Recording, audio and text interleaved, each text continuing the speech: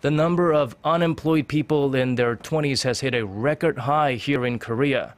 Young people are struggling to find stable jobs, and so they're turning to part-time or temporary work, meaning they become unemployed again in just a few years. Our Kim Min-ji takes a look at the discouraging digits. 410,000.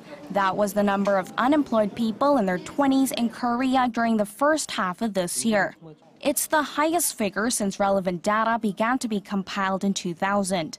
The figure stood at around 330,000 after the global financial crisis and then declined slightly in 2013.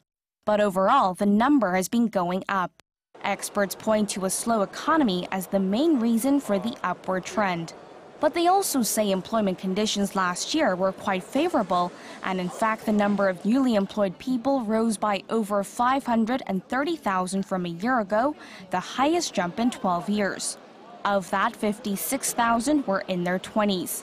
Now, while that may not sound like bad news, among the 20-somethings that had found jobs, most of them were in temporary or part-time positions.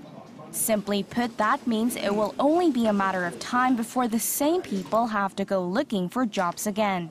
As of May, more than a third of people in the 15 to 29 age bracket who had jobs were working either in part-time or temporary positions. 1 in 5 also find similar kinds of jobs as soon as they're out of college. In order to reverse the trend, the government plans to lay out measures for tackling youth unemployment in the coming week. Kim Min-ji, Arirang News.